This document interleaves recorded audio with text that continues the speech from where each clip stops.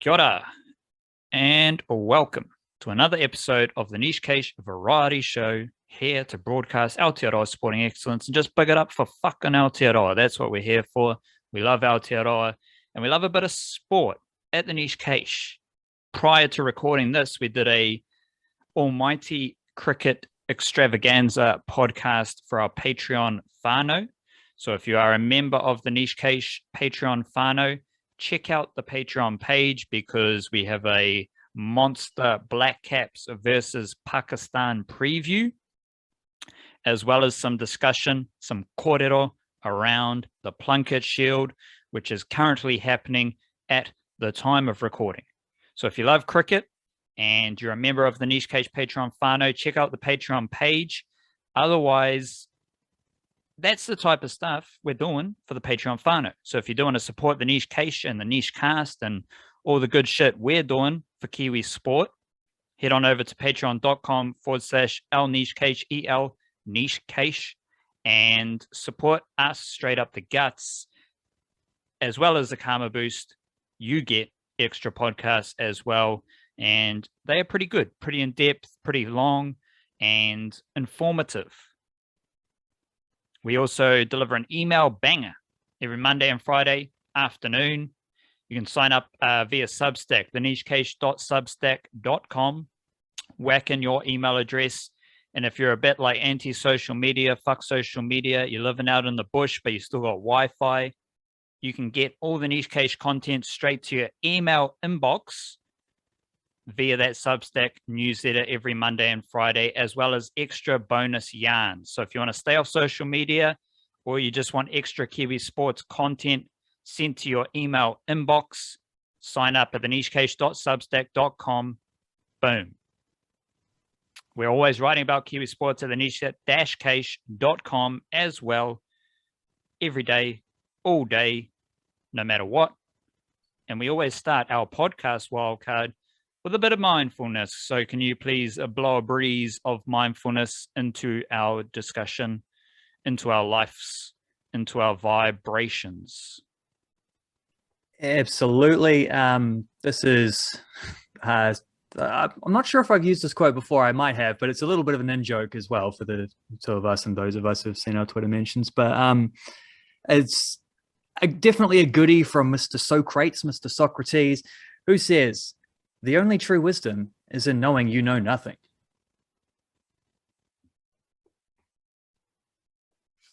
What I like about that is how the ego comes into that.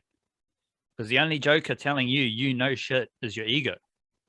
It's not your soul, or it's not your like higher being or your intuition. It's your ego celebrating the information that you know, when maybe your soul and your intuition is like, humble yourself, quiet yourself. You know nothing, just relax, let it go. The humble yourself, but especially because I think that's the way that quote's often used, is it's like, no matter how much knowledge that you have, even on like specialist subjects that you might think you know a lot about, there's more stuff that you don't know than you do know. Like if you could somehow find a way, it's impossible to do, but if you somehow find a way to like quantify all the knowledge in the world, the stuff that we do know is a drop in the ocean. And how can you not be humble about things like that when you can think of it on that perspective, rather than thinking, how much more do I know than this person? It's like, well, how much more is there left to learn? Which I will always be trying to learn, because I'm never going to get to the end of that like knowledge line. That's definitely where the humility comes in. And you can definitely learn, because if you give that up, if you say like, oh, I don't know anything, but here's someone, instead of me expressing that I know more about them, what's if I actually tried to learn from them and I brought myself not down or up? If I just met them at their level, open my heart, open my mind, and learn a bit of stuff. We're here to learn. Reminds me a bit of Jon Snow. Yes, very another easy. Person who knew nothing. Ooh. Allegedly, not my words. Yes, I don't know what kind of character Jon Snow is. Like, there's moments where he's like extremely humble. There's moments where he's like a super alpha leader and he knows shit. So I don't know where he was at with his spiritual connection, but maybe as the Well, he did get resurrected, so yeah, maybe as the prince was promised, he's in a good position there. Is he the prince who was promised? Who knows? Maybe. well, we'll find out when the book comes, won't we? Because the Definitely. show didn't quite get to that point. They Fucking dropped the ball. fucking sport here, wildcard. Fucking There we Kiwi go. sport, Aotearoa. Big it up. We start with the chili bin of leftover radio sport hot takes that are pretty cold. And wildcard, the ball is in your court. Yeah, ball is in my half of the field, to keep it on a football sense, because I'm thinking here specifically about the football Ferns, and we're in between the two games against Canada, and we've seen one. They lost 5-1. We'll see the next one tomorrow. Just want to say that we cannot dwell on these football Ferns results whatsoever, like not at all. But it's a hard one to take because they've gone, I think, now 13 games in a row without a win. And, you got to go back to before the 2019 World Cup. Their last win was actually that win against England.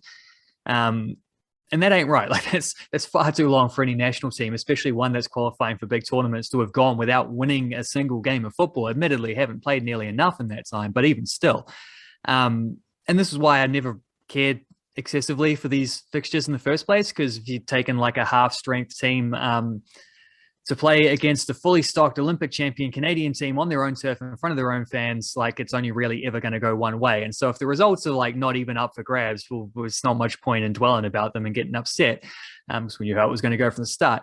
What these games are about is an opportunity for the new coach, Lydia Ko, to just to start to set a baseline for what her vision of the football Ferns will be and what this team can grow to develop in,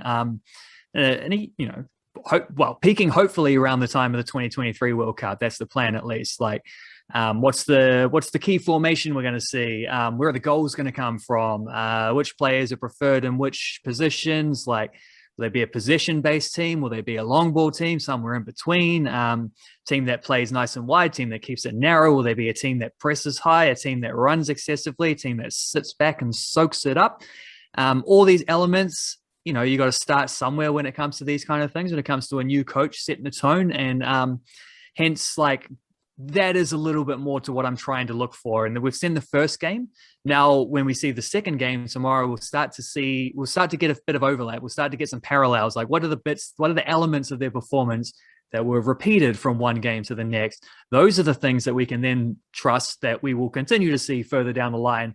The things that will grow into actual patterns and directives for the football Ferns. And those moments, those elements, that's what this tour is about. We have to pump the brakes on the winning stuff, because I don't know that we're going to be able to do that against Canada.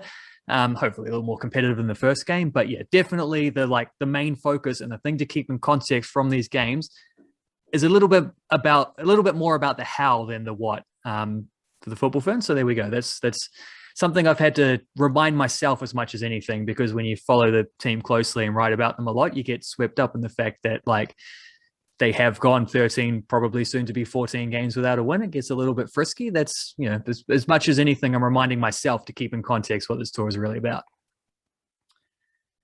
Sunday morning, I had to remind myself that I know nothing, because there was about a half an hour there where I was watching Canada hand out gold medals to themselves while our dear football Ferns was stuck in the tunnel. And then I had to hear about USA rugby in the lead up to their absolutely glorious loss to the All Blacks. So there was their absolutely glorious 2-try performance against the All Blacks. Yeah, so before the football Ferns game and before the All Blacks game, there was about a half an hour there where it was just fucking terrible. Just watching Canada love themselves, watching USA rugby shit. It was disgusting. My chili bin hot take here is that we have two Kiwis in the WBBL, in the Women's Big Bash League over in Australia, 2020 cricket. Usually we got 6, 7, maybe 8. Last year we had big numbers because the White Ferns were left over in Australia to provide players This year, we've got 2, which is good and bad, because it's good because we've got more White Ferns playing domestic cricket in Aotearoa. Bit of a bummer we don't have more in the Women's Big Bash League, but who cares? When the 2 Kiwis playing Women's Big Bash League cricket have both hit centuries. Only 2 players in the Women's Big Bash League have hit centuries so far. They are both Kiwis. Sophie Devine, White Ferns captain extraordinaire, and Rachel Priest, former White Fern. She hit a century for the Hobart Hurricanes earlier last week, maybe the end of the week before. And then Sophie Devine hit a massive century over the weekend. They are both captains of their respective teams. Hobart Hurricanes for Rachel Priest, Perth Scorchers for Sophie Devine. And fun fact, they have both hit 7 sixes so far. And the White Ferns as a team this year in T20 cricket have hit 10 sixes. So Sophie Devine has already hit 7, which is more than her 4 sixes for the White Ferns this year in T20 international cricket. They have both hit 7 sixes, while the White Ferns team have hit 10 sixes in all T20 international cricket this year. So combined, Priest and Devine have hit more sixes than the White Ferns in T20 cricket this year in the Women's Big Bash League. So shout out to them. Only got 2 Kiwis in the Women's Big Bash League this summer, and they are absolutely dominating. So shout out to them. And shout out to women's cricket in Aotearoa, which begins this weekend, I believe, with the Halliburton Johnson Shield. Statistic, vitamin, injection, wildcard. What have you got?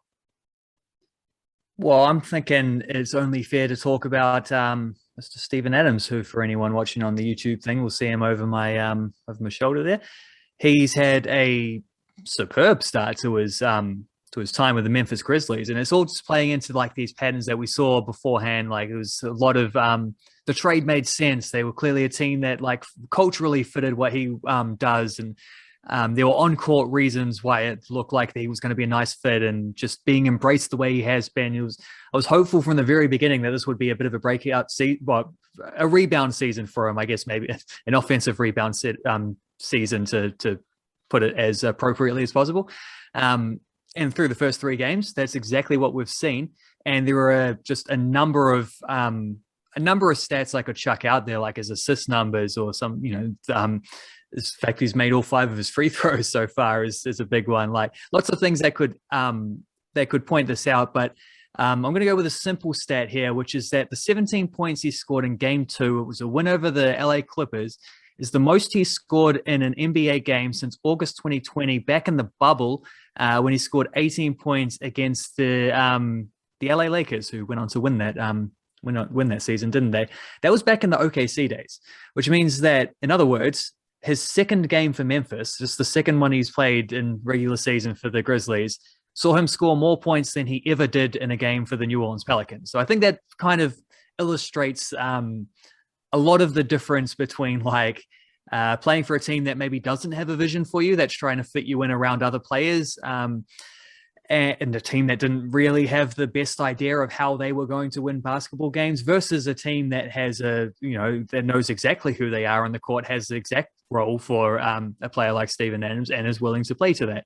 I think it's pretty clear that Memphis are playing to his strengths. Lots of screens, offensive boards, letting him be a playmaker even with some of them assists. But he copped it a lot in New Orleans. There was a lot of criticism coming back his way.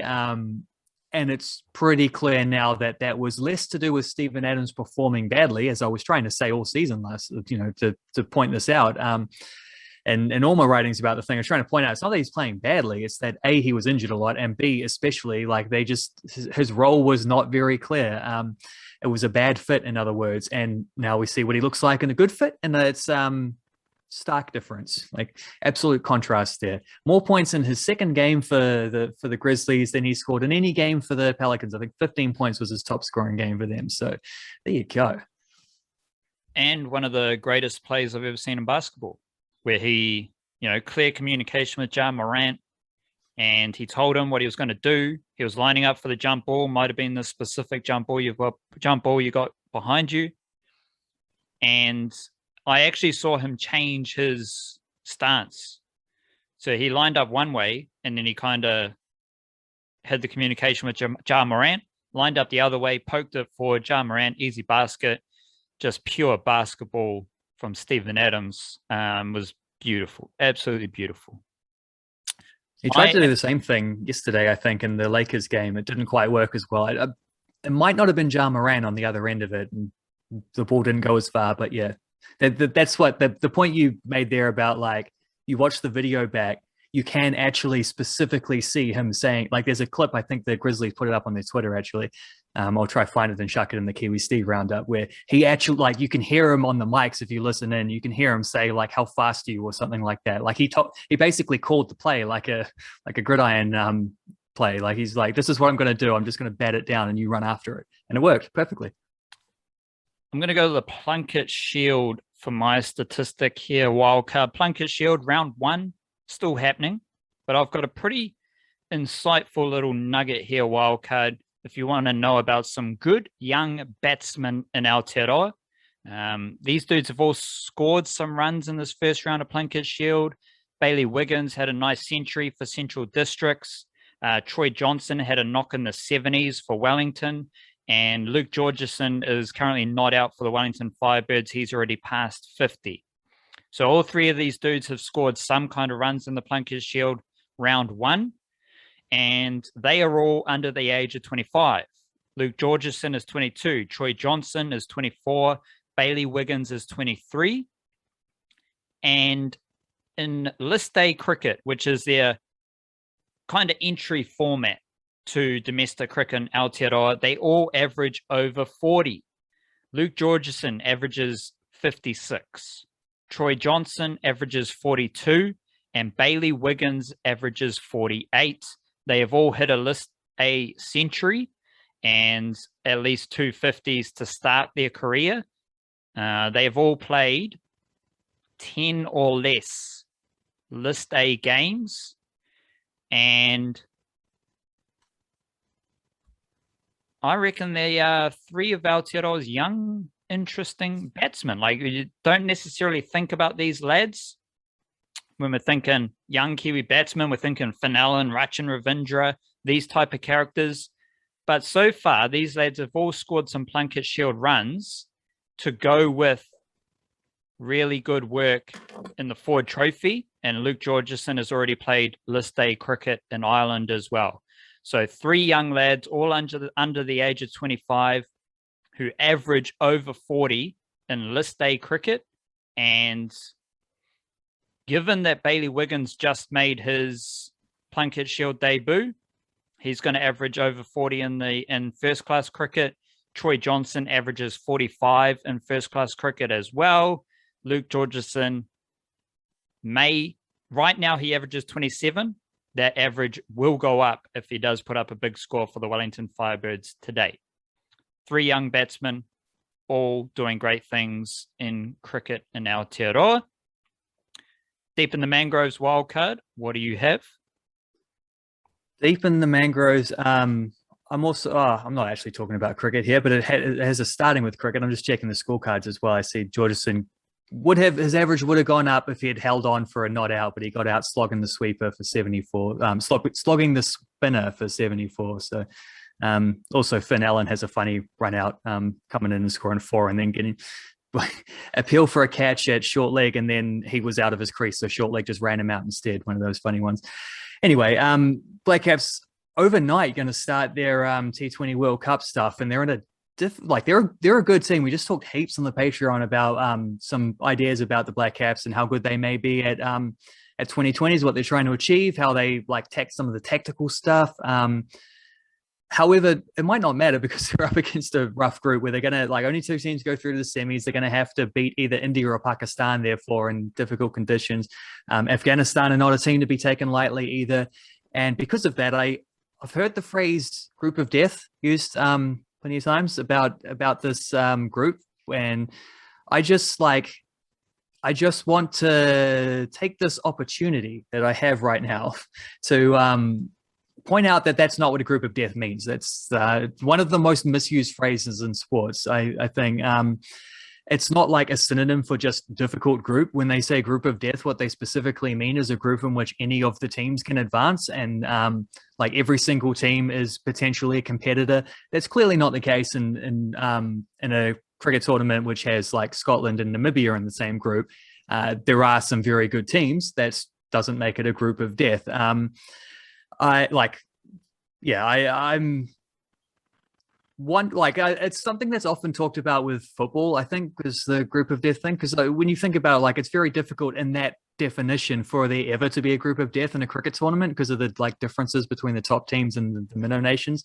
Like rugby, for example, you're never going to have a group of death because like teams like South Africa, the All Blacks, obviously, they're never going to lose to USA, for example. They're never going to lose to those teams. I think Japan did beat South Africa at the last World Cup, didn't they? Or with the one before, I can't remember which. But still, like that's not like the minnow thing. But anyway, because it's often something that's referred to with like football in the FIFA World Cup, I looked it up to see, and like sure enough, it is a phrase that first originated from Mexican journalists actually in the 1970 FIFA World Cup to define Group 3 of that tournament, which had England, Brazil, Czechoslovakia, and Romania.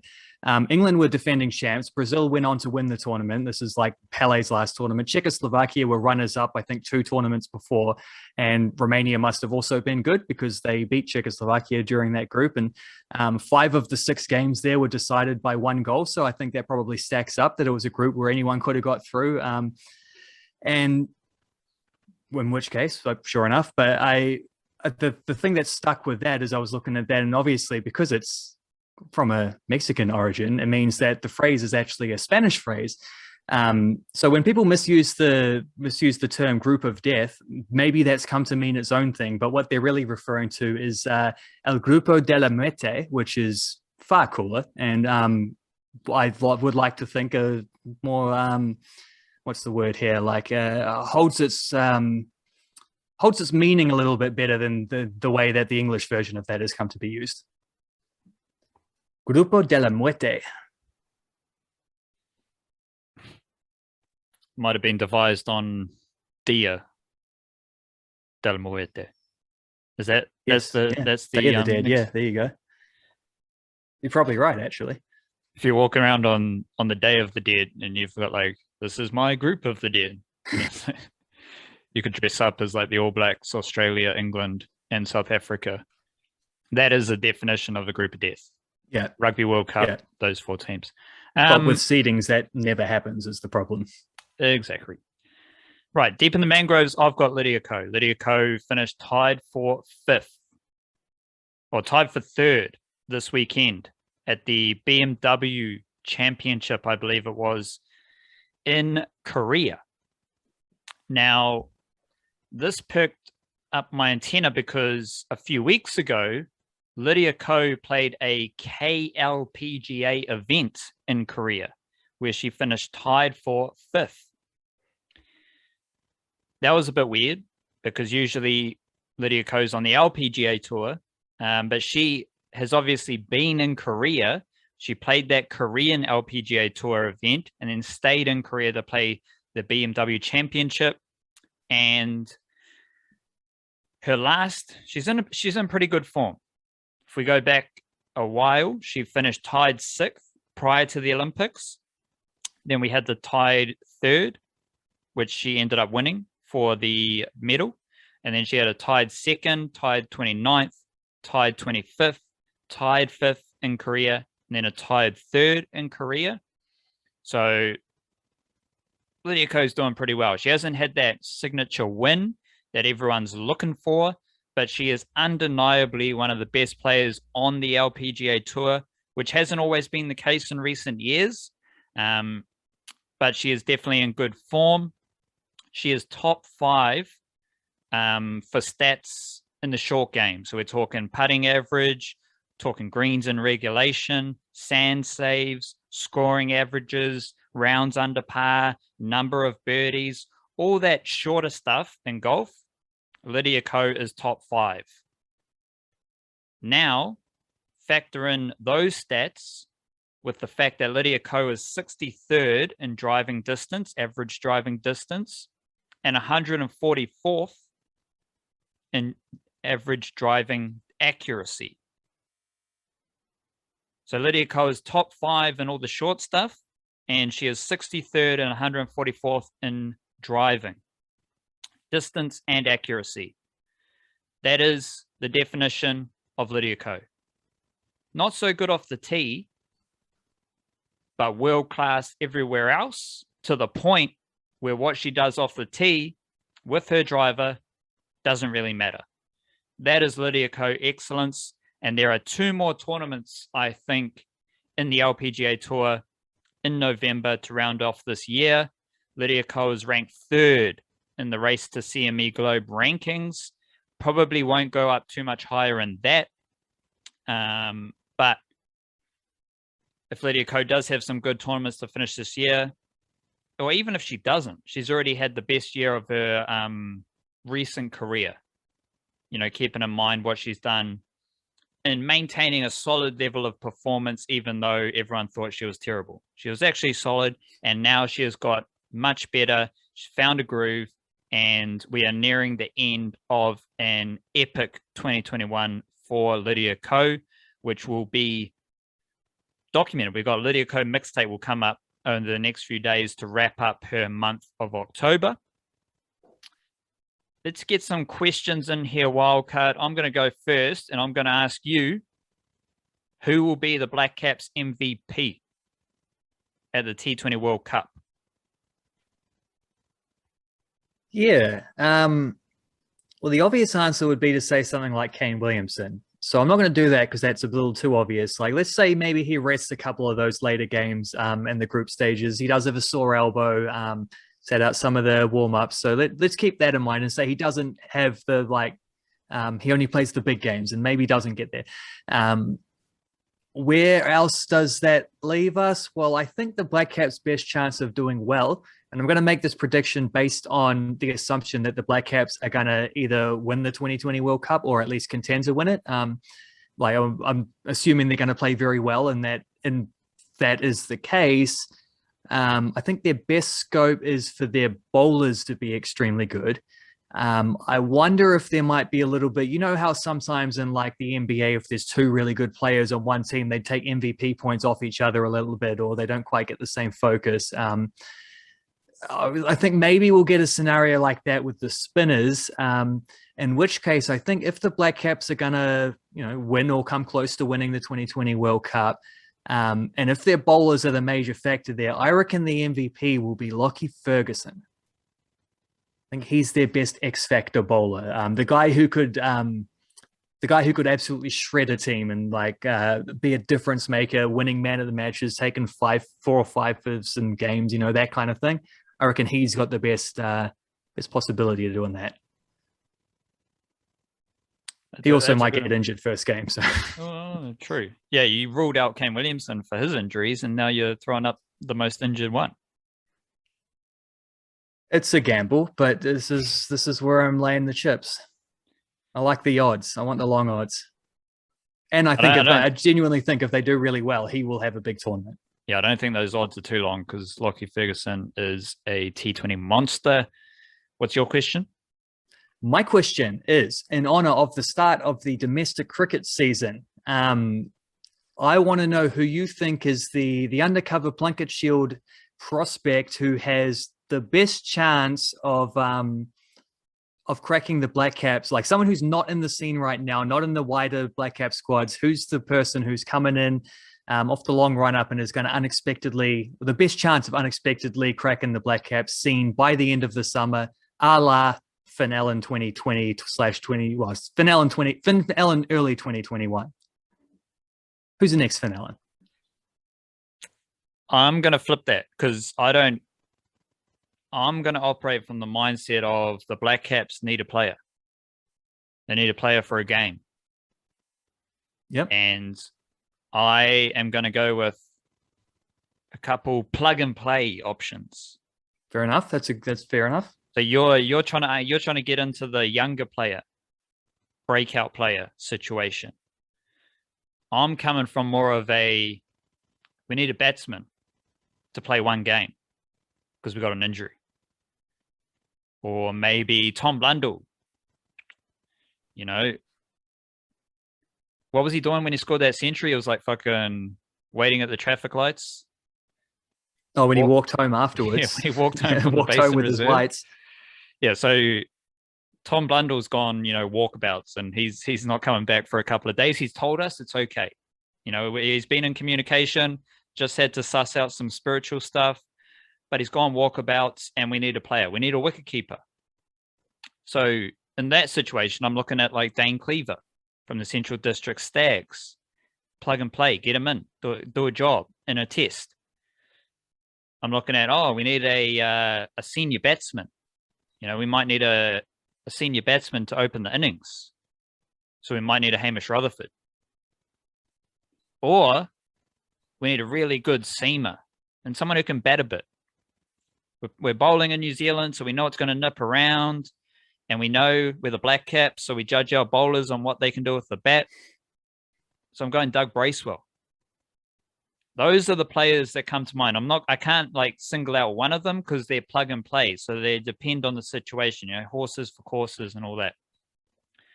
But those are the players that come to mind in that situation. I don't think we're going to have a breakout young player, for example.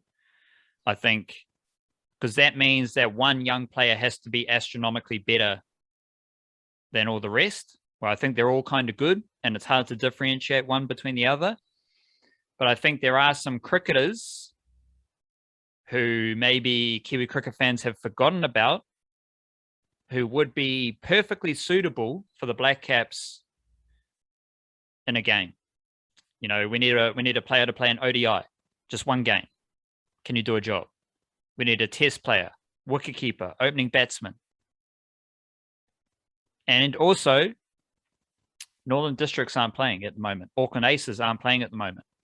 So we've got to forget about them just for a second. No disrespect. They're just not playing right now. It is what it is. So that's where I'm not specifically saying those three individuals, but those three individuals are part of a group that I would wiggle my way around not answering that question with. Yeah, well, I mean, Dane Cleaver's the best answer to that because he has not played Blackcap stuff before. The others are out and coming back in. So, yeah. And the opening role, like varieties. Jeet Raval, he's not playing. Greg Hay. Yeah. Like if he hasn't already played for the Blackcaps by now, I don't think he will. No. So then you've got Hamish Rutherford, who's a veteran opener. He's played in England recently. He's pretty good. He just always scores runs. He's done it before. We need one dude to play one game. Those are the type of lads I'm going for. There we go. Well, that was the second question, wasn't it? So we're on to musical jams now. You want to go first, or shall I? Yeah, I'm coming out avant-garde today. I had to come out with an avant-garde answer to your question. And I'm going to come out with some Kiwi indie guitar music. That's what I'm going to call it, guitar music. You got new songs from Clap Clap Riot. We got a new song from French for Rabbits. And we've got a new song from Mild Orange. All three of those bands are Aotearoa bands. They all make good guitar music, slight indie vibes. Clap Clap Riot is a bit more hectic. Clap Clap Riot's actually like a bit more Hamish Rutherford, veteran of the Kiwi music scene. And then you got French for Rabbits and Mild Orange, who are a bit more recent, bit more surfy, indie, rocky vibes. But that's avant-garde because I'm usually coming at you with the hip-hop. And if I am skewing Aotearoa, I'm skewing Aotearoa hip-hop. Here and now, I'm skewing Aotearoa indie, guitar, shit, whatever you want to call it. It all sounds good. I've listened to a fair bit of those three bands, and they're all good, and they've all got new songs, and you should all check them out. Beauty. I'll chuck another one onto that list. There's it's a group / it's just a dude's project, but it's called Brilliant Swords. and it's sort of on that probably a little bit more on that hectic kind of clap clap riot thing, but more of an indie kind of DIY kind of vibe. I can't remember the dude's name. Wasn't too familiar with him, but he is a Kiwi fellow who's been around doing this kind of thing for a while. And it was one of those, like, I found it on like one of those recommendation articles on Bandcamp, and said he was from New Zealand. I'm like, sweet, I'll take a peek at that, and liked what I heard. Parquet Court's got a new album, one of my absolute favorite bands, and I have listened to it through once. It is nice and funky. Continuing on the like amping up the funk levels from, and when I say funk, I mean that like literally in the musical sense, like upbeat like kind of drum rhythms and like really, really slapping the bass. It is a slap in the bass kind of album. So that one goes good. Love Parquet Courts. Also love La Luz, who is sort of another one of those kind of garagey, surfy California bands, which is definitely my scene. They're one of the absolute best. They got a new album. That one goes good. My Morning Jacket have been a band who have been one of my favorites for quite a while, but I haven't really listened to them a lot recently. I kind of fell out on them a little bit. The last two albums weren't that good, I thought. First time they really dipped below, but they're back, and I'm excited to hear if there's a big resurgence there, even if it's not a resurgence. Their first like 5-6 albums are all fantastic, so it's always that. And then there's a blues singer that I stumbled upon, young dude called Buffalo Nichols, who is another Bandcamp find, actually, who haven't heard a lot of this album yet. I've only heard 1 or 2 songs, but I quite like it. It's always interesting when you get like a modern take on old music, and blues is a one of the oldest genres out there, since, and every now and then you get someone who's like reinventing the form. Gary Clark Jr. was probably the last one who had a big breakthrough doing that kind of thing. Interesting to hear what this one sounds like. I also mentioned that I because you mentioned Clap Clap Riot, I saw them in concert once. Well, I think it would have been while I was at uni. It was like the day after mid-semester exams, and I was the most hungover I've ever been in my life. And the guitarist played until his fingers bled, and it wasn't even a long show, so I think he might have been doing it on purpose for effect. I don't know. It's like a Ozzy Osbourne biting the head of a bat or something like that. It might have been a little bit of stunt, I'm not sure, but I remember that. I remember being real hungover watching them, and I also remember that the guitarist's hand was bleeding by the end of it. So information just to add to the collective there. I don't know what value it is, but seems recollection.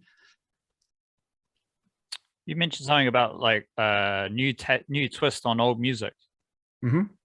and it just reminded me that I listened to a song this morning from MC Solar, who's a French rapper, but this song just popped up on my YouTube feed this morning, but he is an old school French rapper. Like, he is now 52 years old, apparently, according to Wikipedia. But the song I listened to this morning was Nouveau Western. So if you don't mind a bit of French rap, this shit is groovy as fuck. And the video looks like it was made yesterday. So right now I'm trying to figure out like what is actually happening here, because this song was released like in 94 or something, 93. Video looks super modern. I'm confused. I don't know what's happening, but MC Solar, I like the sound.